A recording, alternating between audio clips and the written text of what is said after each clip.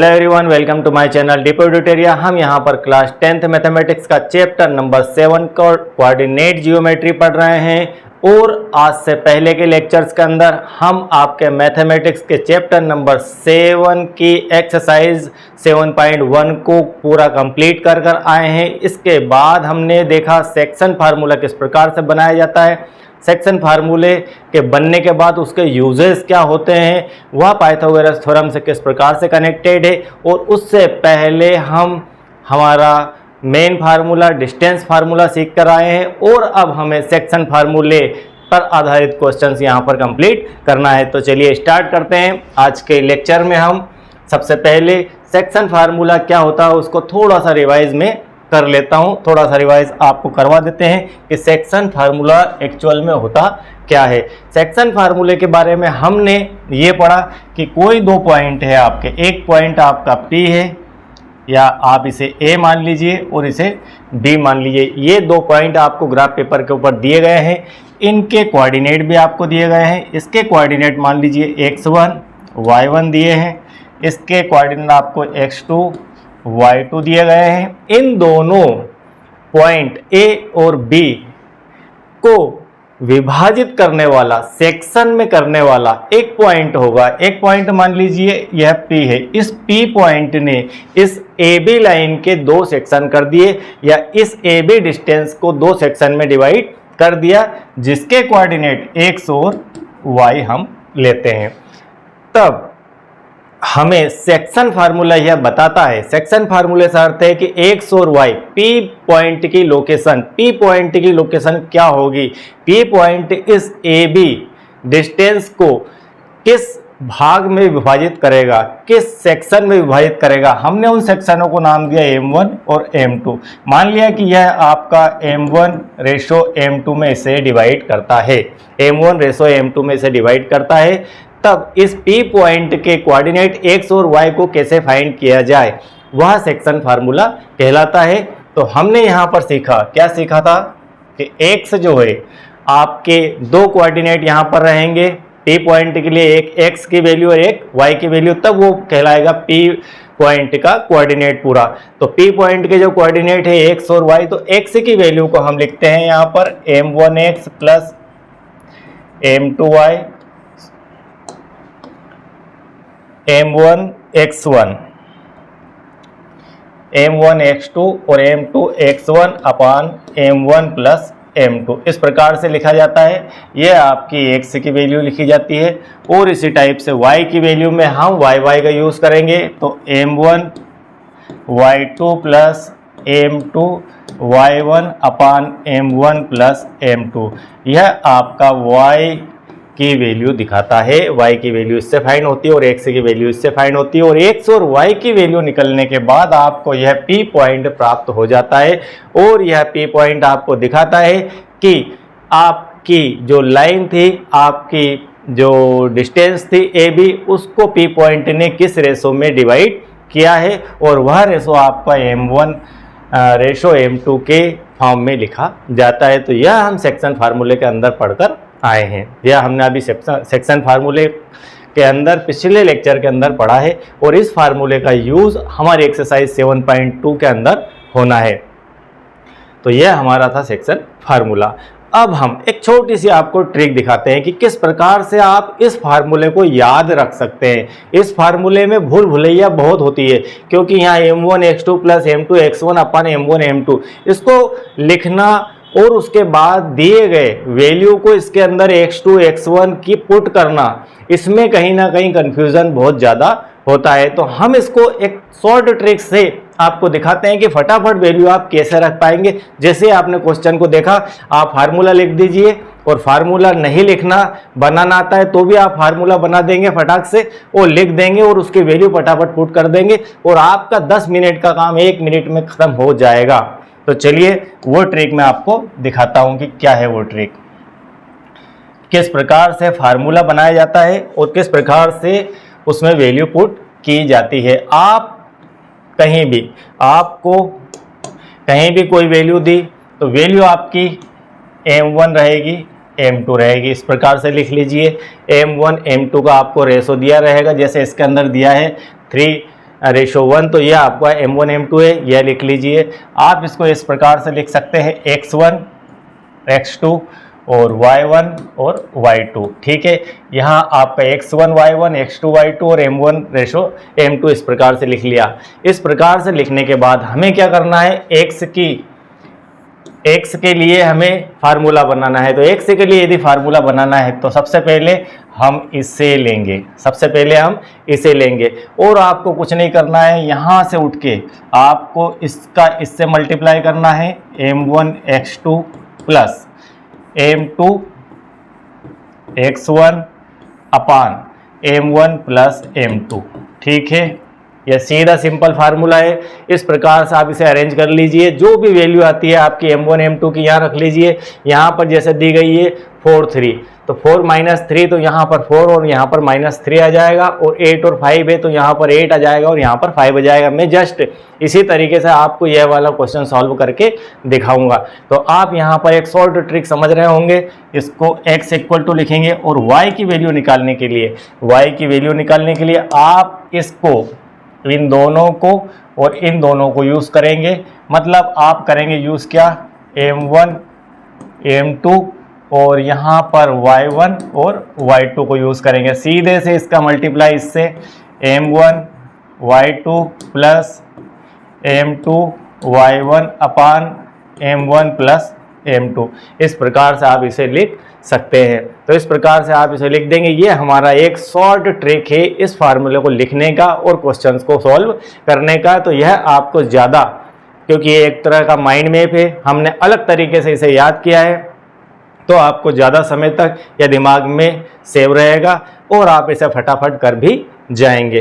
तो इस प्रकार से आप ट्रिक से इसे सॉल्व कर सकते हैं। तो यह हमने अभी सीखा था और यह इसका शॉर्ट तरीका है। अब हम क्वेश्चन एग्जाम्पल नंबर 6 को यहाँ पर इस तरीके से करते हैं। इसके बाद हम हमारी एक्सरसाइज 7.2 को स्टार्ट करेंगे। तो चलिए हम यहाँ पर एक क्वेश्चन बनाते हैं। क्वेश्चन में हमने यहाँ पर सेट किया एग्जाम्पल नंबर 6। एग्जाम्पल नंबर 6 भी आपका बहुत ही महत्वपूर्ण क्वेश्चन है। यहाँ पर एग्जाम्पल नंबर 6, तो एग्जाम्पल नंबर 6 को लेते हैं। हम यहीं पर फार्मूला लिखा रहने देते हैं, यहाँ पर सॉल्व हो जाएगा इतनी जगह में अंदर। तो यहाँ पर दिया है find the coordinate of the point. हमें एक पॉइंट के कोऑर्डिनेट फाइंड करना है। कौन से पॉइंट के, विच divide the line segment joining the point. एक लाइन सेगमेंट आपकी एक रेखाखंड है, एक रेखा है, उसको दो टुकड़ों में विभाजित कर रहा है, सेक्शन कर रहा है। तो सेक्शन जो कर रहा है पॉइंट, उस पॉइंट के हमें कोऑर्डिनेट फाइंड करना है। फाइंड द कोऑर्डिनेट, उसके हमें उस पॉइंट के कोऑर्डिनेट फाइंड करना है।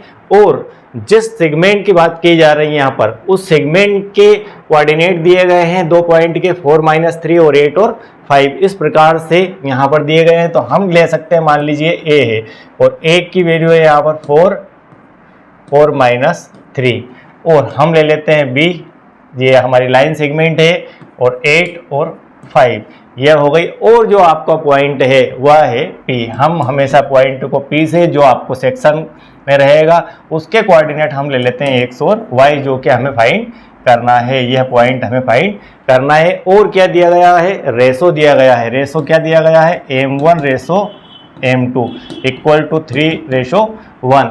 हम इसे लिख सकते हैं कि M1 की वैल्यू है यहाँ पर 3 और M2 की वैल्यू है यहाँ पर 1। तो इस प्रकार से आप इसे लिख सकते हैं। अब आपको कुल मिलाकर वो पॉइंट फाइंड करना है। वह पॉइंट फाइंड करना है जो उस लाइन सेगमेंट को 3:1 में डिवाइड कर देता है। तो उस पॉइंट के लिए हमें x और y की वैल्यू चाहिए। x और y जो हमारे कोऑर्डिनेट है वो फाइंड करने हैं। तो हम इस फार्मूला का यूज़ करते हैं, सेक्शन फार्मूले का। अब फार्मूला तो यहाँ पर लिखा हुआ है, हम इसे यहाँ पर लिखेंगे भी, तो हम यहाँ पर x के लिए लिखेंगे। तो x की वैल्यू निकालने के लिए आपने मान लीजिए यहाँ पर फार्मूला लिख दिया। मैं इसको डायरेक्ट आपको करके दिखाता हूँ कि आप डायरेक्ट यहाँ फार्मूला लिखेंगे x का, उसके बाद इसके अंदर वैल्यू पुट करेंगे। इस प्रकार से m1 की वैल्यू क्या है, 3 है।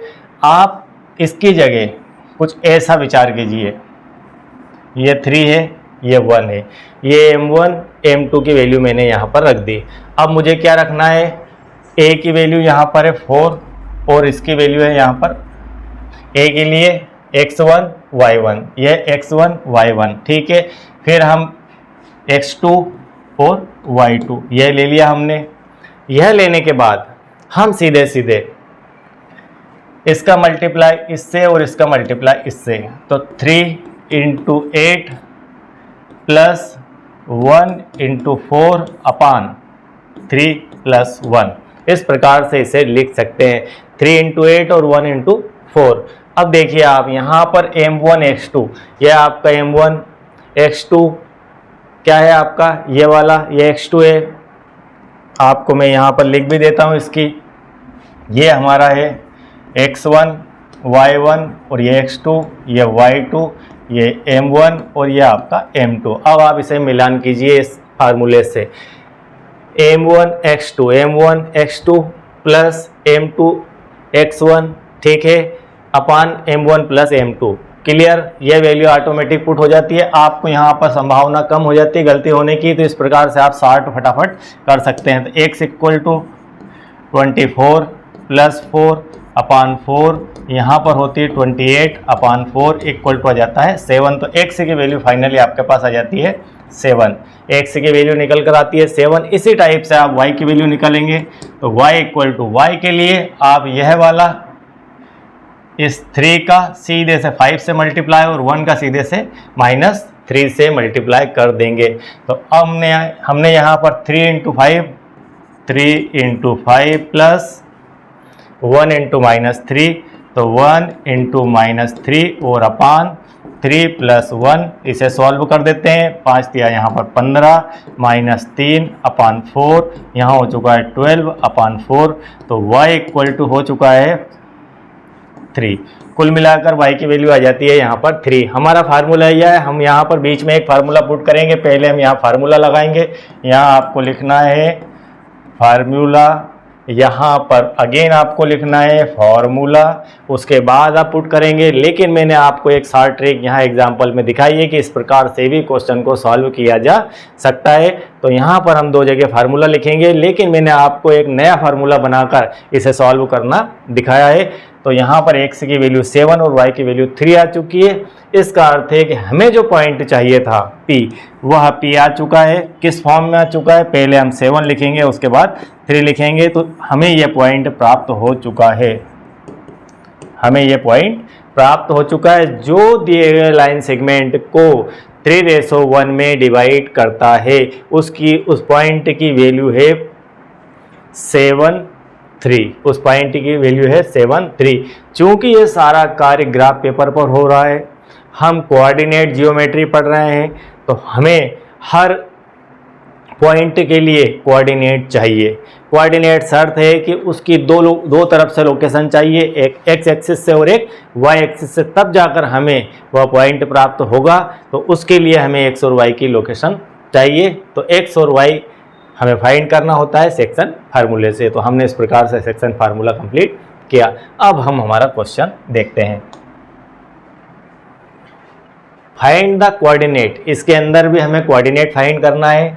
Of the point which divide the joint of 1 - 7 and, ये हमें 2 पॉइंट दिए गए हैं, एक पॉइंट ये है और एक पॉइंट ये है। इन द रेशो 2:3, जस्ट पहले जो एग्जाम्पल था उससे रिलेटेड या उसके जैसा ही यहाँ पर क्वेश्चन है, सिर्फ यहाँ पर वैल्यू चेंज कर दी गई है। हमें पहले लिखना है आंसर के में क्या क्या क्वेश्चन के अंदर दिया गया है।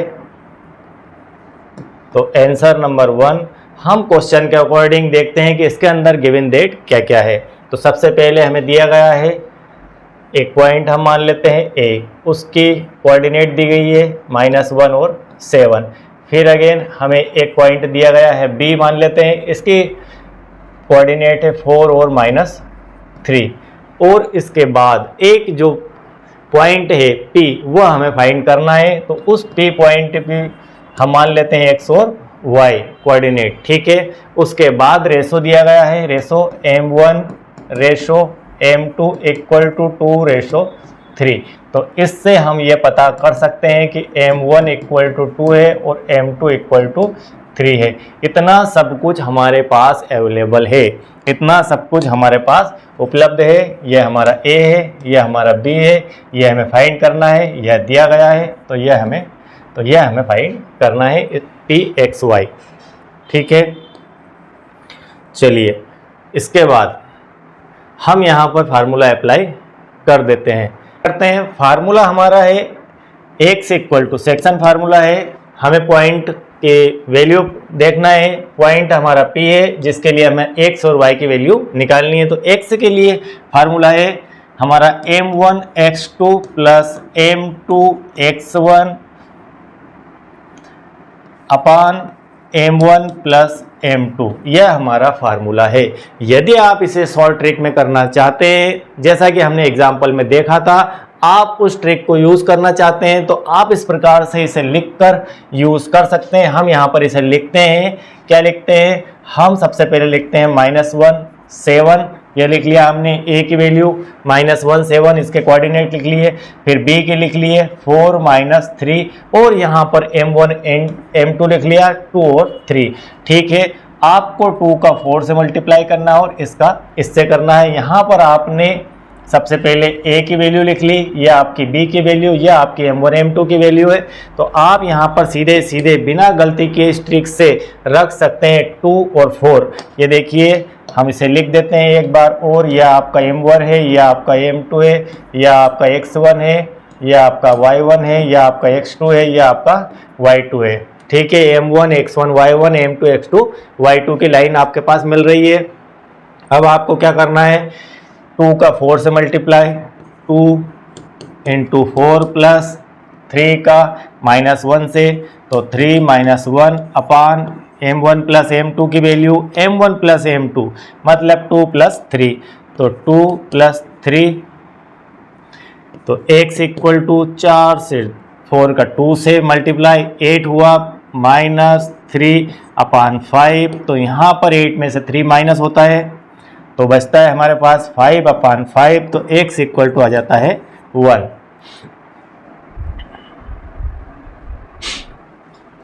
इस प्रकार से यह हमारा x का वैल्यू आ चुका है। अब हम इसी टाइप से हम y की वैल्यू निकालते हैं। यह हमारी ट्रिक है। ये क्या है, हमारी ट्रिक है, ये हमारी ट्रिक है सेक्शन फार्मूले की।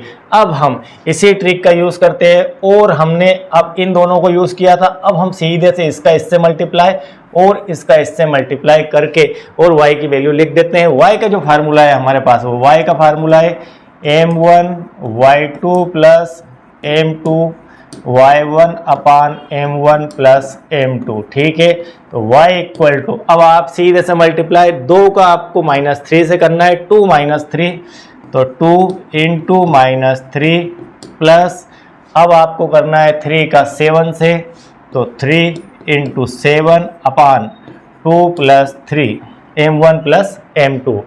अब y इक्वल टू -6 और यहाँ पर 21 और अपान 5, तो यहाँ पर हुआ 50 अपान 5, तो y इक्वल टू आ चुका है 3।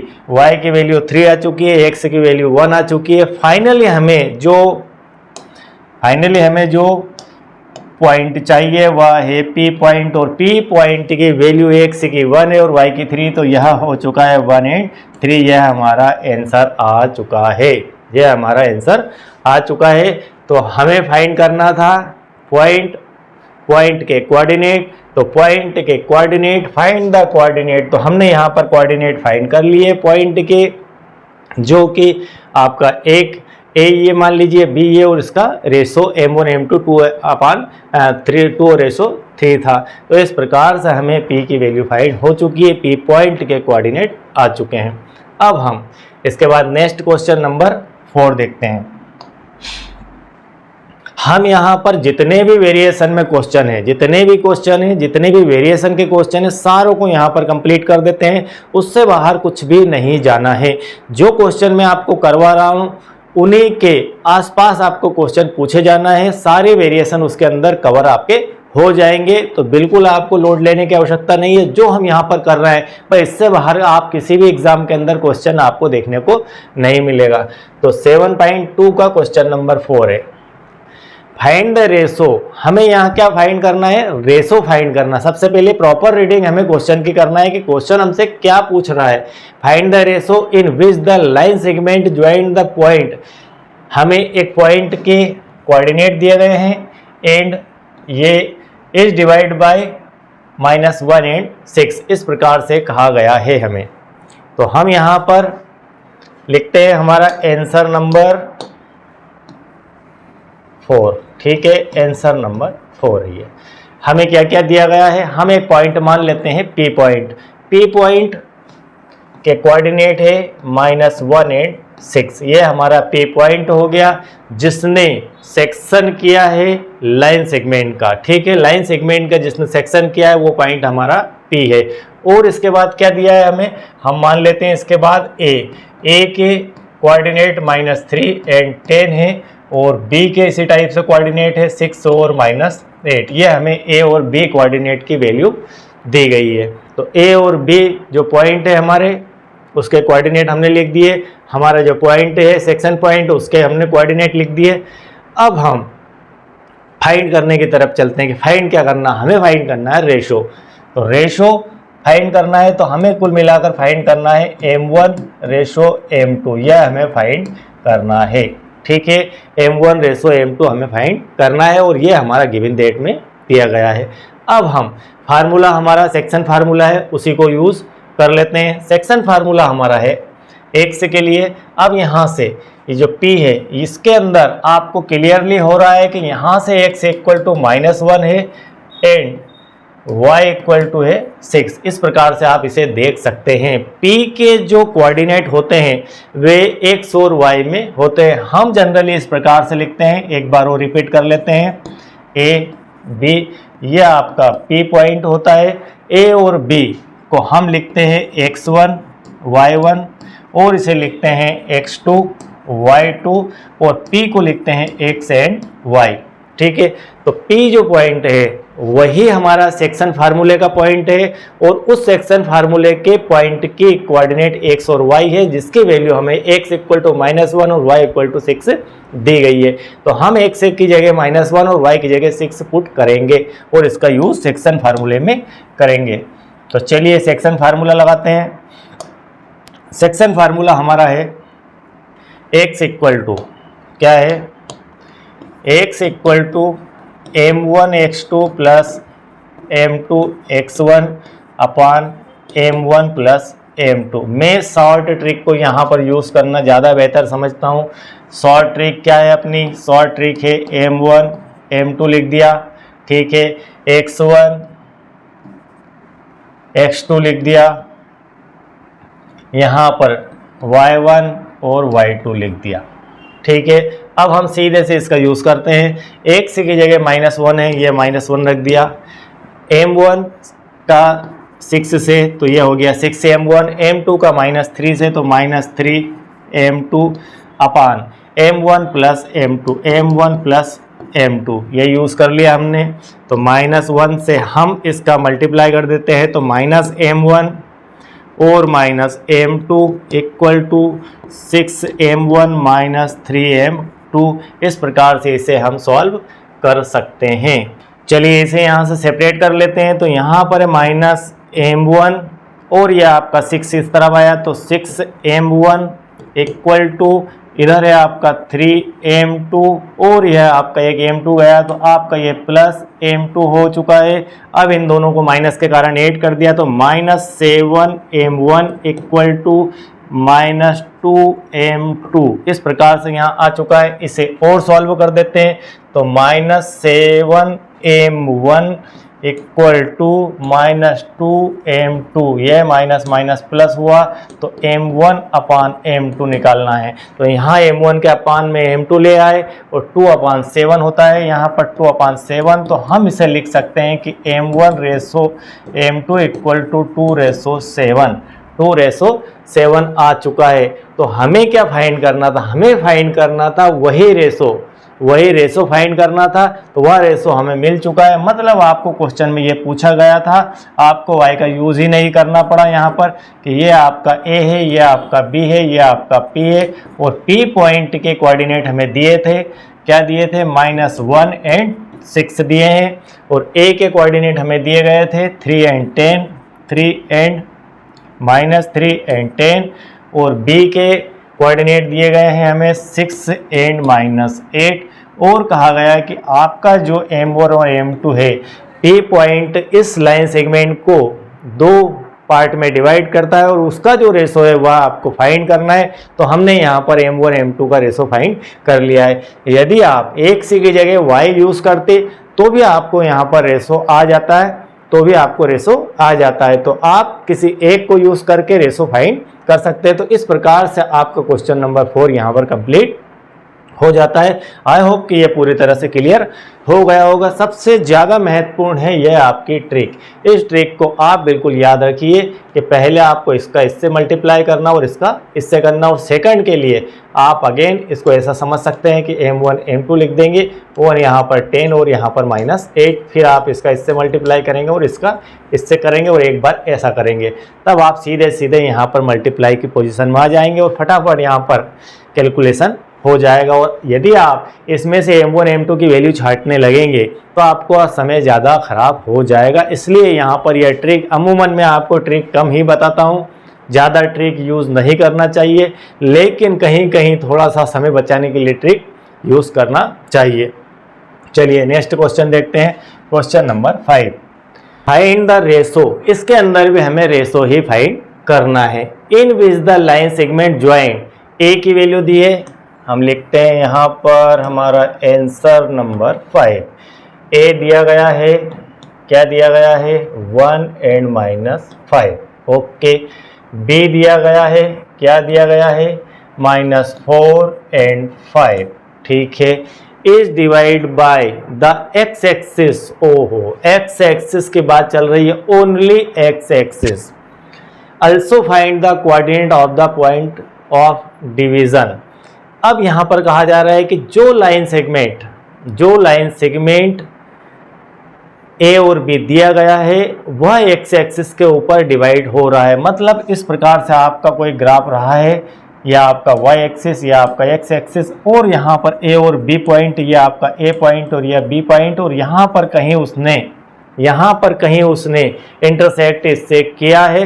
तो आपको इसकी लोकेशन पता करना है, आपको इसकी लोकेशन पता करना है, coordinate of the point of the division, मतलब इसको डिवाइड करने वाले पॉइंट की लोकेशन उसे पता करना है। तो यह दिया गया है, ए क्या दिया गया है, 1 एंड -5, तो यहाँ पर हम लिख सकते हैं 1 एंड -5।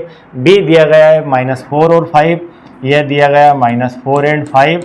अब आप बताइए, हम इतना कुछ पढ़कर आ रहे हैं, तो इस पॉइंट P को हम क्या लिख सकते हैं, इस पॉइंट P को क्या लिख सकते हैं। अब यहाँ पर हम एक्स एक्सिस के ऊपर चल रहे हैं, तो y की वैल्यू तो यहाँ पर फाइनली 0 हो ही जाती है। यहाँ पर P पॉइंट के लिए x की तो कोई वैल्यू रहेगी, क्योंकि x के ऊपर तो हम चल रहे हैं, लेकिन y की वैल्यू यहाँ पर 0 रहेगी, तो इसके फाइनली कोऑर्डिनेट x एंड 0 आ जाएंगे।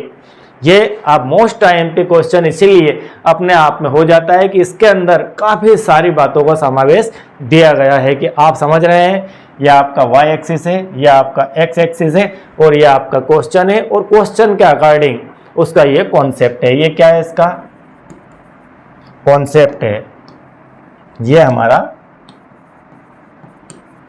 कॉन्सेप्ट है। आप इसे कह सकते हैं कि इस क्वेश्चन का यह कॉन्सेप्ट है, यह इसका बेसिक है, यह इसका फिगर है, ठीक है। इस प्रकार से यह चित्र बनाना आपको आना चाहिए, तब आप समझेंगे कि आपको पूरी क्वेश्चन की समझ है। यदि आप इस प्रकार से चित्र नहीं बना पाते हैं तो इसका अर्थ है आप क्वेश्चन को रट रहे हैं, आपको मैथमेटिक्स ठीक से नहीं आता है, और नहीं आता है तो आप प्रॉपर इसे सीखिए। यहाँ पर स्पष्ट लिखा हुआ है divide by the X axis, divide by x axis मतलब एक्स एक्सिस के ऊपर यह लाइन इंटरसेक्ट हो रही है। तो चलिए इस बेस को लेकर हम क्वेश्चन को सॉल्व करते हैं। अब बिल्कुल आसान हो जाता है क्वेश्चन यहाँ से कि कुल मिलाकर हमें एक्स की वैल्यू यहाँ पर फाइंड करना है, एक्स की वैल्यू फाइंड करना, और वाई हमारा 0 दिया गया है। अब हम क्या करें, अब हम क्या करें, और रेशो भी फाइंड करना है। तो रेशो फाइंड करने के लिए m1 और m2 हमें रखना होगा, ठीक है। P जो पॉइंट है वहाँ पर x की वैल्यू x है और y की वैल्यू 0 है, तो हम 1 का यूज़ करते हैं, हम x की वैल्यू नहीं है। जब भी आपको याद रखिए एक चीज़ आप बेसिकली ये याद रखिए कि हमें क्या दिया है, एक a होता है, एक b होता है, एक p होता है और एक m1 और m2 होता है, ठीक है। 1 2 3 और 4 राशियां हैं कुल मिला के एक फार्मूले के अंदर। एक फार्मूले के अंदर 4 राशियां हैं। 4 राशियां p के 2 टुकड़े हो जाते हैं x और y। इसमें हमारा फार्मूला बना है। फाइनली हम कह सकते हैं कि ये ऑप्शनल है, तो 1 2 3 और 4, इस प्रकार से 4 राशियां 1 2 3 और 4। इन चारों में से कोई 3 हमें पता होना चाहिए, कोई 3 पता होना चाहिए, तो चौथे को हम फाइंड कर सकते हैं। अब इस क्वेश्चन के अंदर आप देखिए, a पता है, a दिया गया है क्वेश्चन के अंदर, b क्वेश्चन के अंदर दिया गया है, फाइंड ये करना है, और p नहीं दिया गया है, p की वैल्यू हमारे पास नहीं है। p के बारे में सिर्फ इतना कहा गया है कि वो x एक्सिस के ऊपर है, तो ये हम मान के चले कि हमारी 2 राशियां p और m1 m2 दोनों एब्सेंट है।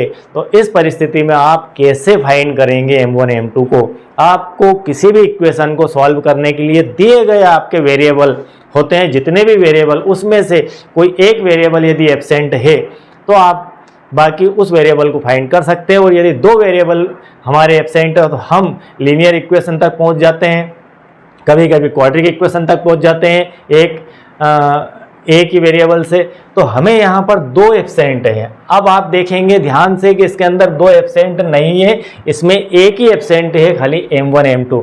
और यहाँ पर x की वैल्यू नहीं दी गई है, लेकिन यहाँ पर y इक्वल टू 0 दिया गया है। ये चीज़ बिल्कुल हिडन है यहाँ पर कि कहा नहीं गया है, लेकिन क्वेश्चन के अंदर है कि y इक्वल टू 0 लिखा हुआ है। हम यहाँ पर कह सकते हैं कि वो x एक्सिस के ऊपर है, इसका अर्थ है कि यहाँ से y इक्वल टू 0 है। तो इस प्रकार आप इसका यूज़ करके रेशो फाइंड कर सकते हैं, रेशो फाइंड आपका हो सकता है।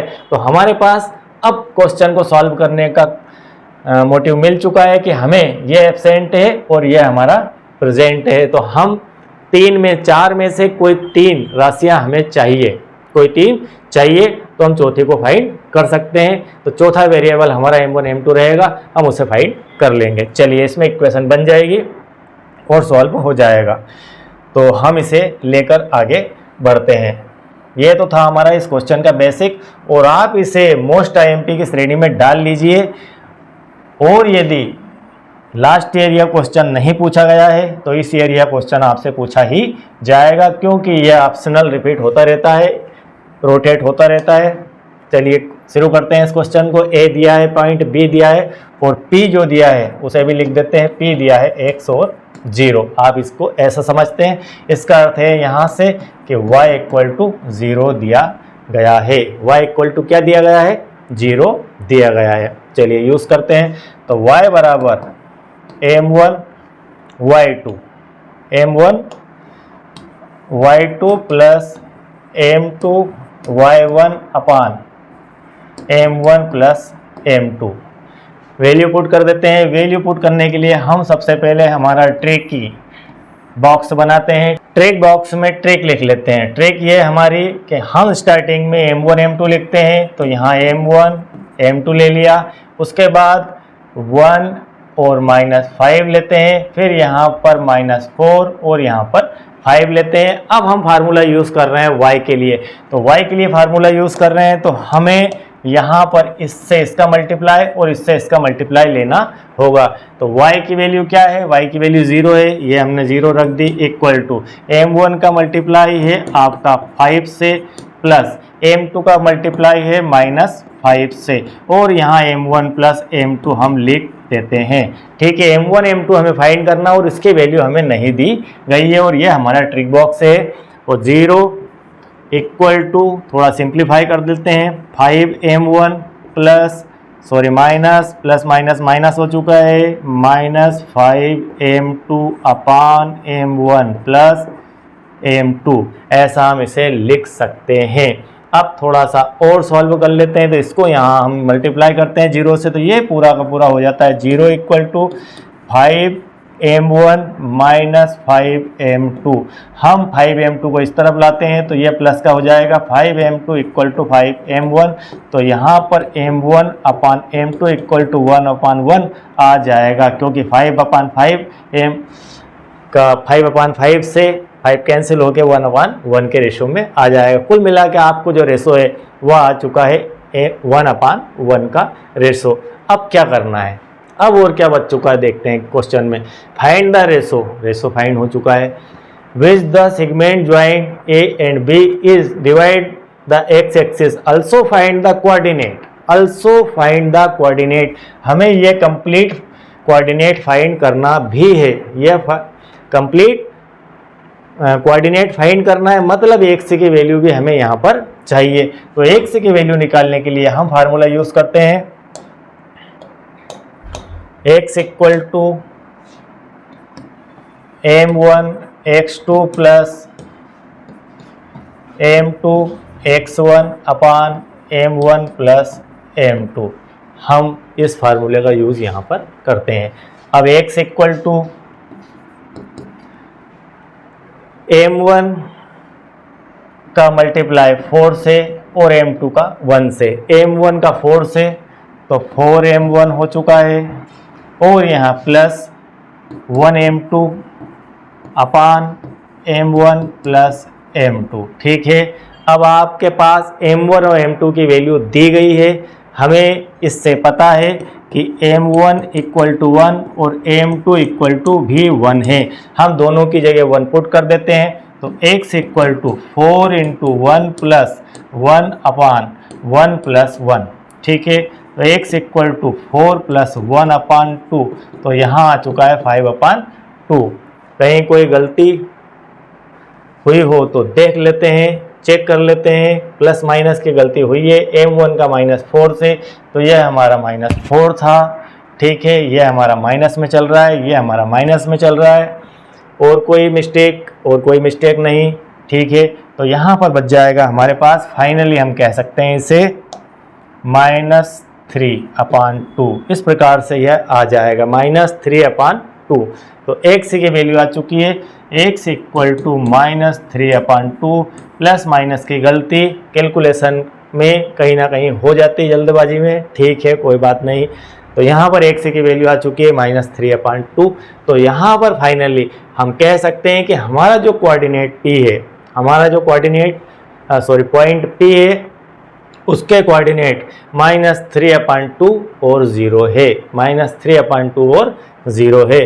तो लाइन है सेगमेंट, उसने x एक्सिस को कहीं क्रॉस किया था, और उस x एक्सिस को क्रॉस करने के कारण वहाँ पर y की वैल्यू 0 थी। तो यह हमारा फाइनली आंसर आ चुका है। और इस प्रकार यह क्वेश्चन बहुत ही महत्वपूर्ण और IMP है, और आप इसे ज़रूर बिल्कुल कीजिए complete.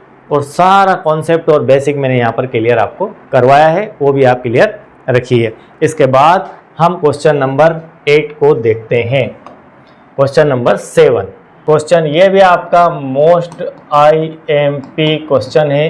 Question number 7, find the coordinate of A point A. आपको कोई पॉइंट ए है, उसके कोऑर्डिनेट फाइंड करना है। Where AB is the diameter of a circle. एक सर्कल है, उसका डायमीटर है। पहले हम एक डायग्राम बना लेते हैं कि आपको डायमीटर का कहा गया है सर्कल का, तो यह एक सर्कल का डायमीटर है of a circle whose centre is, उसका सेंटर दिया गया है और पॉइंट बी दिया गया है। तो यहाँ पर इस प्रकार से कहा जा रहा है कि ये इसका सेंटर है, और यह आपका ए पॉइंट है, यह आपका बी पॉइंट है, और यह आपका पी पॉइंट है। तो जो आपका सेंटर पॉइंट है उसकी कोऑर्डिनेट यहाँ पर point A where A B is diameter of a circle, यहाँ पर सिर्फ यह कहा गया है कि ये डायमीटर ऑफ ए सर्कल है।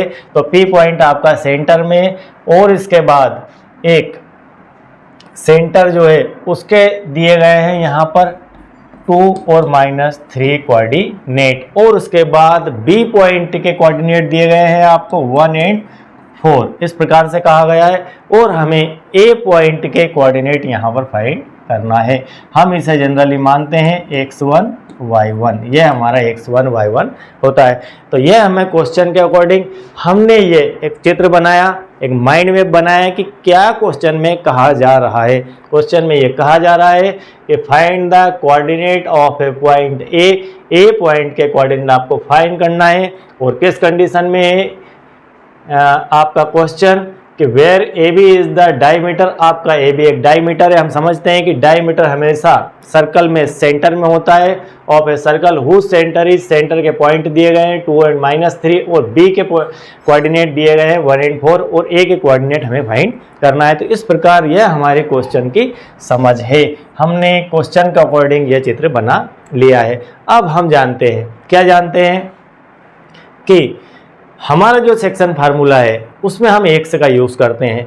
हम x का यूज़ करते हैं। वो x कौन सा होता है? वो x p वाला होता है। यहाँ होता है x और y, ये होता है आपका, ये आपका होता है। यहाँ पर हम इसे लिख सकते हैं x2 y2 की वैल्यू है और यह आपको फाइंड करना है। कुल मिलाकर यह दिया गया है, यह दिया गया है और यह आपको फाइंड करना है। और एक राशि की आवश्यकता होती है हमें। यहाँ पर क्वेश्चन के अंदर 4 प्रकार के वेरिएबल हैं। कौन कौन से 4 प्रकार के वेरिएबल? आपका a का कोई वेरिएबल, b का कोई वेरिएबल, p का कोई वेरिएबल और m1 m2 को आप एक मान लीजिए, 1 यूनिट। तो इस प्रकार से ये 4 यूनिट वाले वेरिएबल हमारे पास है। 3 वेरिएबल यदि एब्सेंट प्रेजेंट है तो हम एक को फाइंड कर सकते हैं, लेकिन यहाँ पर a एब्सेंट है, बी दिया गया है, पी दिया गया है और यह भी एब्सेंट है। पिछले क्वेश्चन की तरह की थ्योरी इसके अंदर भी अवेलेबल है। यहाँ पर ए और ये दोनों एब्सेंट है। अब हमें देखना है कि ये वास्तविक एब्सेंट है या हमें दिख नहीं रहे हैं या हम इसे देख नहीं पा रहे हैं। तो यहाँ पर कहा गया है कि ये आपका सेंटर है और डायमीटर अगर है सर्कल का तो इसका अर्थ है कि यह आपका इक्वल होता है। यह आपका रेडियस है, यह आर है और यह आर है और दोनों इक्वल होता है। मतलब R plus R equal to होता है D, R plus R equal to होता है तो 2r इक्वल टू डी होता है। तो हम यहाँ पर जानते हैं कि यह दोनों आपस में इक्वल है, यह दोनों इक्वल है रेडियस होने के कारण। तो यहाँ पर हम कह सकते हैं कि m1 Resso m2 equal to 1:1 है। ठीक है, तो इस कारण से यह भी हमारा प्रेजेंट हो चला है। अब हमारे पास एक ही वेरिएबल एब्सेंट है और उसे हमें फाइंड करना है। अब यह फाइंड आसानी से हो जाएगा। अब फाइंड हो जाएगा क्योंकि 4 वेरिएबल में से कोई 3 वेरिएबल हमें चाहिए, कोई 3 वेरिएबल की वैल्यू हमें चाहिए। यहाँ पर 2 वेरिएबल है, हम उसे 1 यूनिट मान लेते हैं। इन दोनों को रख के हम इक्वेशन तक तो पहुँच जाएंगे या फिर हमें रेशो तो मिल ही जाएगा। तो चलिए अब यूज़ करके हम क्वेश्चन को सॉल्व करते हैं। तो फाइनली हम यहाँ पर लिख देते हैं गिवन डेट में क्या क्या दिया गया है क्वेश्चन के अकॉर्डिंग। हम क्वेश्चन के अकॉर्डिंग लिख सकते हैं, हमारा है आंसर नंबर 7, ये मोस्ट IMP है। हमें दिया गया है a, ठीक है, जो फाइंड करना है x1 y1, ये हमें फाइंड करना है। p पॉइंट हमें दिया गया है और उसकी वैल्यू है 2 और -3, इसके कोऑर्डिनेट है। उसके बाद हमें दिया गया है b दिया गया है, क्या दिया गया है 1 और 4 दिया गया है। m1 रेसो m2 दिया गया है 1:1 में, यह नहीं दिया गया है। लेकिन हम जब इसको इस प्रकार से सॉल्व करेंगे तो हमें यह दिखना स्टार्ट हो जाएगा। क्वेश्चन में कुछ तो ऐसा रहना चाहिए कि आप उसे करें और आपको नंबर मिले। ऐसा बिल्कुल भी नहीं क्वेश्चन आते हैं कि आप कुछ भी ना करें और नंबर मिल जाए। तो आपको कहीं ना कहीं दूरदर्शी सोच रखना होगी, क्वेश्चन को समझना होगा, तब जाके आप यहाँ से 5 नंबर उठा पाएंगे। तो चलिए अब इसे सॉल्व करते हैं। हम यहाँ पर एक एक करके x और y के लिए सॉल्व कर देते हैं। तो हमारा सेक्शन फार्मूले से x इक्वल होता है m1 x2 plus m2 x1 upon m1 plus m2। ठीक है, हम इसको ट्रिकी रूप से भी जमा लेते हैं। ये आपका ट्रिक बॉक्स है, मैं ट्रिक बॉक्स अनिवार्यता बना देता हूँ हर जगह। तो यहाँ पर 1 और 1 m1 m2 की वैल्यू, इसके बाद यहाँ पर x1 y1 और बी की 1 एंड 4। इस प्रकार से आप इसे लिख सकते हैं। यह आपका ट्रिक बॉक्स है, इसे हम कहेंगे ट्रिक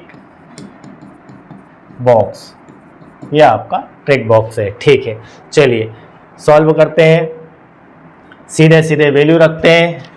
x के लिए x equal to 1 into 1 1 1 into x upon यहाँ पर 1 प्लस 1। दिस इम्प्लाइज, आगे बढ़ते हैं। x की क्या वैल्यू दी गई है? x की वैल्यू क्या दी गई है? x की वैल्यू दी गई है यहाँ पर, यह हमारा x है और यह हमारा y है। x और y दोनों दिया गया है, x और y दिया गया है। हमें x और y1 फाइंड करना, हम यहाँ पर लिख देते हैं x और y। तो p पॉइंट दिया गया है 2 एंड -3। इसका अर्थ है ये p आपका x और y की फॉर्म में लिखा जाता है। तो यहाँ पर x की वैल्यू 2 रख देते हैं और इक्वल टू 1 प्लस एक्स अपान 2। और थोड़ा सा सॉल्व करते हैं तो 2 का 2 से multiply 4 equal to 1 plus X होता है। तो यहाँ पर x इक्वल टू 4 में से 1 माइनस होगा तो यहाँ पर हो जाएगा 3। तो x की वैल्यू फाइनली प्राप्त हो जाती है हमें 3। तो इस प्रकार हमने x की वैल्यू फाइंड कर ली है। अब हम आगे बढ़ते हैं और हम y की वैल्यू भी फाइंड कर लेते हैं। तो चित्र आप बने रहने दीजिए, आपको यहाँ पर ज़्यादा समझ में आ जाएगा। मैं थोड़ा सा इस स्पेस को यूज़ करके क्वेश्चन को सॉल्व कर दूंगा। अब यहाँ पर हम लेते हैं y। क्या लेते हैं? तो y इक्वल टू, अब ट्रिक से चलते हैं वापस। फार्मूला आप लगा देंगे। y इक्वल टू क्या होता है? m1 y2 plus m2 y1 अपान m1 प्लस m2। हम सीधे सीधे ट्रिक लगाते हैं और y की वैल्यू भी साथ रख देते हैं। y की वैल्यू है हमारे पास -3। हमने y की वैल्यू रख दी -3। y की वैल्यू रखी -3 इक्वल टू 1 का 4 से मल्टीप्लाई होता है तो यहाँ हो जाता है 4। 1 का फिर अगेन 4 से मल्टीप्लाई y1 से मल्टीप्लाई होता है, यह हमारा y1 है, 4 नहीं है। तो यह हो जाता है प्लस y1 अपान 2। 1 प्लस 1 2। जिस प्रकार से यहाँ m1 m2 हमारा 1 प्लस 1 था तो यह हो गया आपका 2। तो -3 से यह हो गया आपका -6 इक्वल टू 4 प्लस y1। तो y1 इक्वल टू आपके पास आ जाएगा 4, इस तरफ आएगा तो वह भी माइनस का हो जाएगा और फाइनली -10 आपको प्राप्त हो जाएगा। तो इस प्रकार आपने x की वैल्यू 3 और y की वैल्यू यहाँ पर -10 प्राप्त हुई। तो आपका यह कोऑर्डिनेट प्राप्त हो जाता है। आपको a की वैल्यू यहाँ पर फाइनली आ जाती है। आप फिर से अगेन इस पूरे क्वेश्चन को समझिए। एक बहुत ही बढ़िया स्टोरी है इसके अंदर। फाइंड द कोऑर्डिनेट फाइंड करना है पॉइंट ए के, और ए और बी कैसा दिया गया है लाइन, एक सर्कल का डायमीटर दिया गया है जिसका सेंटर P है, जिसके कोऑर्डिनेट हमें 2 और -3 के फॉर्म में दिए हैं, और हमें B दिया गया है और A हमें याद फाइंड करना है। और A कोऑर्डिनेट के लिए हम x1 y1 लिखते हैं और यहाँ पर m1 m2 नहीं दिया गया है।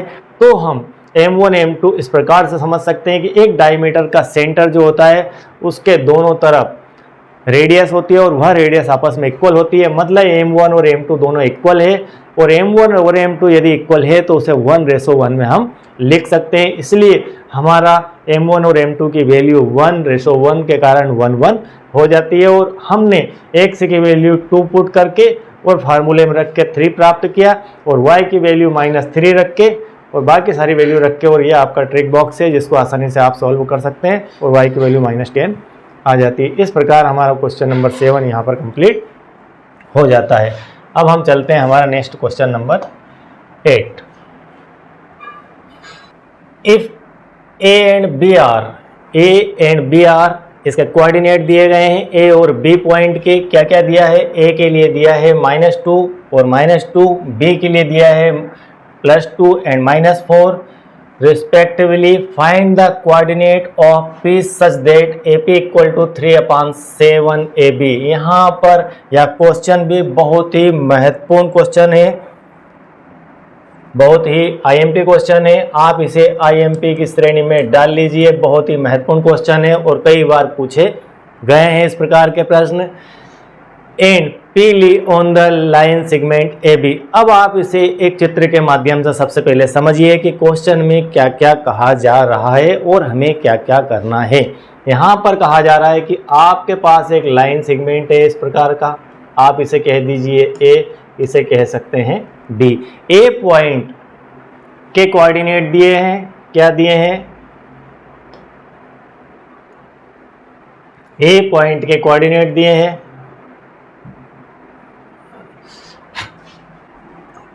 क्या है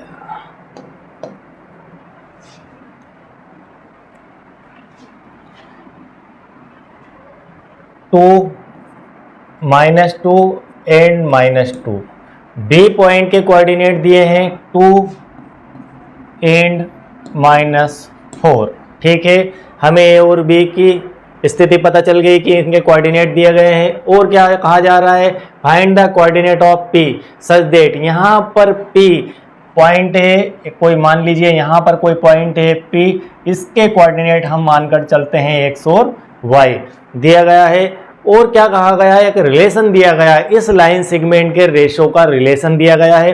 क्या रिलेशन दिया गया है? यहाँ पर कहा गया है कि AP इक्वल टू 3/7 AB, ये कहा गया है।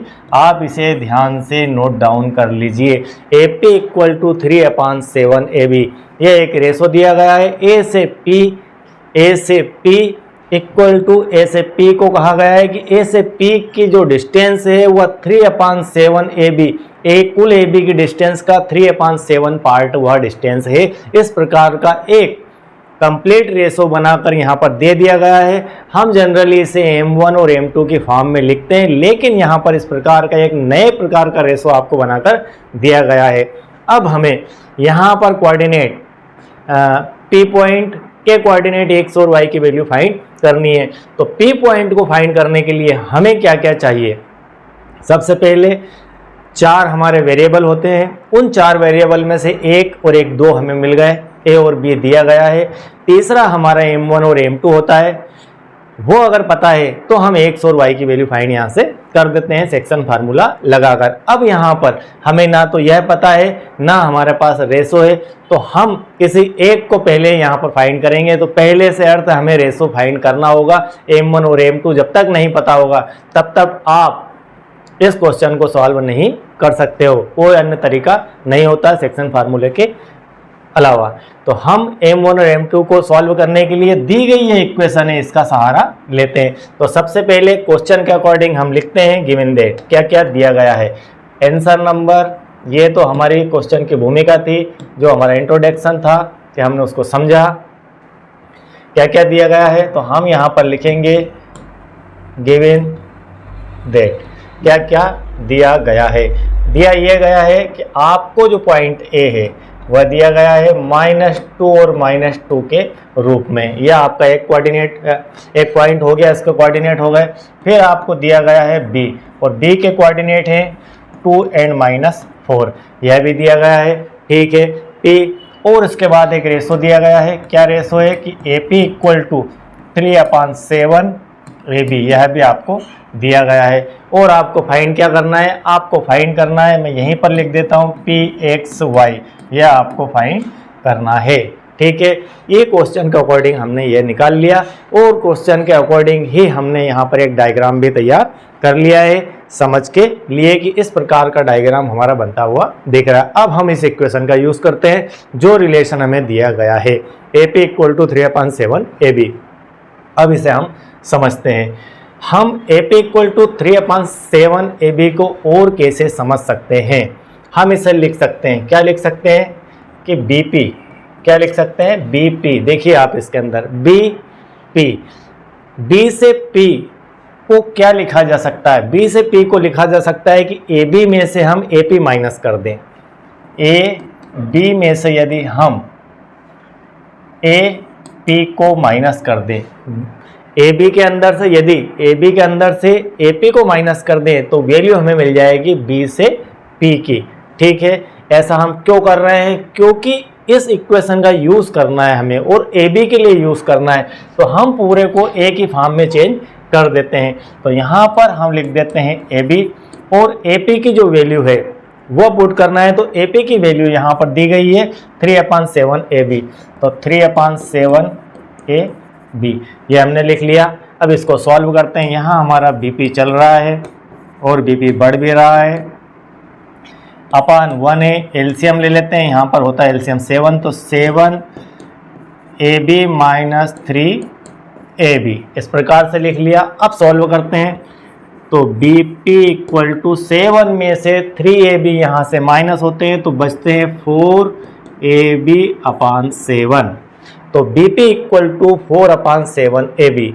अब हम ठीक ठाक पहुँच चुके हैं। अब थोड़ा सा और इसे अगर सॉल्व करें, हम थोड़ा सा और सॉल्व करें, क्या सॉल्व करें, हम यहाँ तक तो पहुँच ही चुके हैं और इसे सॉल्व करें तो हम लिख सकते हैं B P upon A B. क्या लिखें, B P upon A B equal to 4/7। अभी भी हमारे पास रेशो प्राप्त नहीं हुआ है।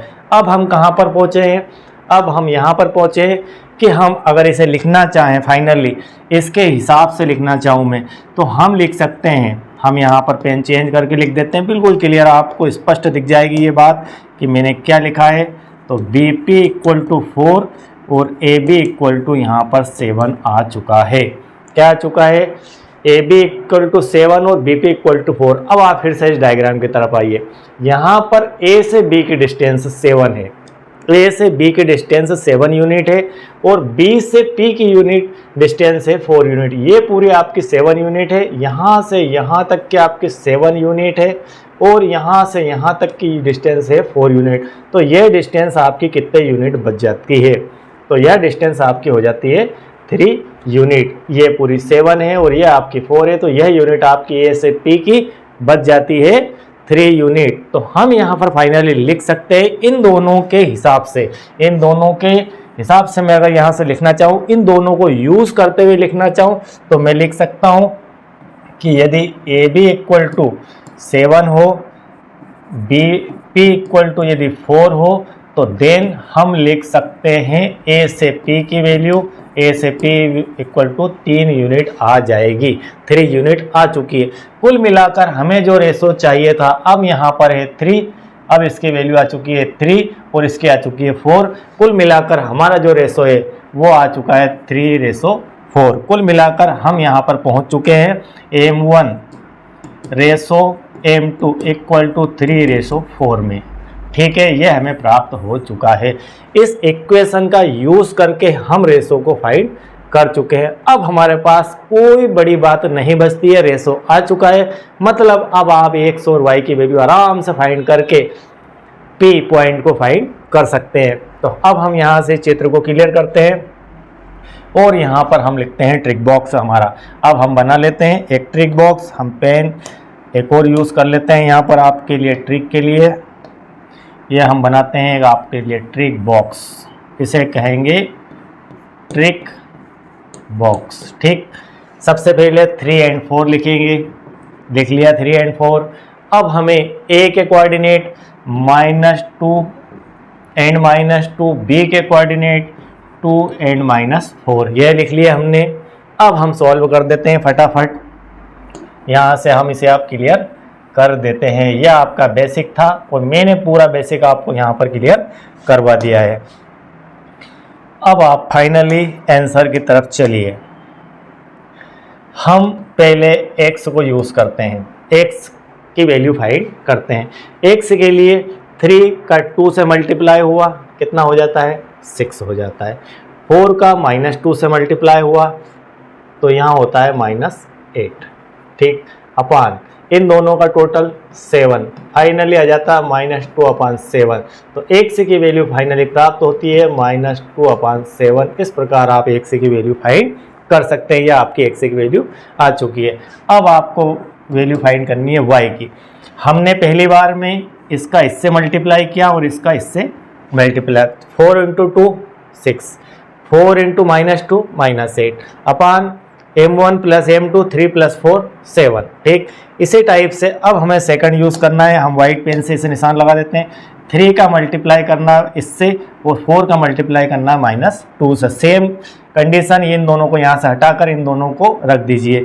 तो 3 का -4 से -12 और 4 का -2 से -8 अपान 3 + 4, कुल मिलाकर यहाँ -20 अपान 7, तो y की वैल्यू आ जाती है -20 अपान 7। इस प्रकार से आपके दो कोऑर्डिनेट प्राप्त हो जाते हैं, आपके x और y की वैल्यू, मतलब आपके p के कोऑर्डिनेट मिल चुके हैं। p के कोऑर्डिनेट क्या है, फाइनली हम लिख सकते हैं आंसर क्या है आपका, आंसर या आपका आंसर बॉक्स, ये p की वैल्यू है आपकी -2 अपान 7 और इसकी y की वैल्यू है 20 अपान 7। तो यह फाइनली आपका आंसर आ चुका है। ये p के दो कोऑर्डिनेट आ चुके हैं, x और y की वैल्यू आ चुकी है। इस प्रकार से आपका क्वेश्चन नंबर 8 कंप्लीट होता है। आई होप कि आपको यह एक्सरसाइज पूरी तरह से समझ में आ गई होगी। मैंने आपको जो भी क्वेश्चन यहाँ पर करवाए हैं एक्सरसाइज 7.2 के लिए, वे सारे बहुत ही महत्वपूर्ण आईएमपी क्वेश्चन हैं। इन वेरिएशन के बाद कोई वेरिएशन यहाँ पर नहीं बनती है। हाँ, आपका जो सिलेबस है 10th क्लास का वो रिड्यूस सिलेबस है एनसीईआरटी का। उस रिड्यूस सिलेबस के अंदर आपके 7.2 तक का ही सिलेबस दिया गया है। इससे आगे सिलेबस सारा रिड्यूस कर दिया गया है 2023-24 के लिए। तो हमने अभी इतना ही सिलेबस करवाया है आपको जो आपके एनसीईआरटी में दिया गया है। मैं नेक्स्ट इसी प्लेलिस्ट के अंदर और भी लेक्चर ऐड करूंगा और उन लेक्चर्स के अंदर आपको अग्रवाल जी और साथ में हमारी एक दो बुक और आती है, उन ओसवाल की बुक, उन सब बुक के अंदर से जो मटेरियल महत्वपूर्ण होगा और ट्रायंगल से संबंधित इसके अंदर सवाल है, कुछ क्वेश्चंस बनते हैं ट्रायंगल के और भी कई प्रकार के क्वेश्चन बनते हैं। उन सारे क्वेश्चनों को समावेशित करके हम एक लेक्चर बनाएंगे, 1 से 2 लेक्चर और इसके अंदर ऐड करेंगे। लेकिन अभी आप इतना ही पढ़िए जो आपका सिलेबस है। एग्ज़ाम से पहले हाफ सेशन तक हम चलते हैं, उसके बाद हम आईएमपी क्वेश्चंस को भी कंप्लीट यहाँ पर कर लेंगे। जो कुछ छूटा हुआ आप बिल्कुल चिंता ना करिए, आपको सब कुछ यहाँ पर एक ही प्लेटफॉर्म पर मिल जाएगा। आप भरोसा रखिए और डीपी ट्यूटोरियल के साथ जुड़े रहिए और हमें फॉलो कीजिए और हमारे चैनल को देखते रहिए। आपको मैथमेटिक्स में नई ऊंचाइयाँ जरूर मिलेगी। यदि आपने अब तक सब्सक्राइब नहीं किया है, पहली बार देख रहे हैं, सुन रहे हैं, तो आप चैनल को लाइक कीजिए, सब्सक्राइब कीजिए। और यदि आप पहले से हमारे फॉलोअर हैं, आप सब्सक्राइब कर चुके हैं, तो आपको एक लाइक करना है, सिर्फ सब्सक्राइब नहीं करना है। और इसके लिए आप धन्यवाद के पात्र हैं कि आपने हम पे भरोसा किया और आप हमारे साथ कनेक्ट हुए और हमसे सीख रहे हैं। Again thank you very much. इसके बाद हम नेक्स्ट पार्ट हमारा लेकर आ रहा है ट्रिग्नोमेट्री। ट्रिग्नोमेट्री मैथमेटिक्स की जान है, सबसे महत्वपूर्ण है। हम उसे मैथमेटिक्स के मिडिल में देखते हैं कि वो हमारे मैथमेटिक्स का सेंटर है। तो सेंटर क्यों कहा जाता है ट्रिग्नोमेट्री को, हम देखेंगे वहाँ पर। और बहुत ही तरीके से ट्रिग्नोमेट्री को पढ़ने जा रहे हैं, बहुत ही विस्तारित सिलेबस रहता है उसका और बहुत ही मस्त जिसे कहते हैं वो टॉपिक है। बहुत बढ़िया कॉन्सेप्ट बेसिक्स है ट्रिग्नोमेट्री के, हम उन्हें सीखेंगे। दैनिक जीवन में किस प्रकार से उसका उपयोग किया जाता है वह भी हम सीखेंगे। तो again thank you very much. देखते रहिए डीपी ट्यूटोरियल।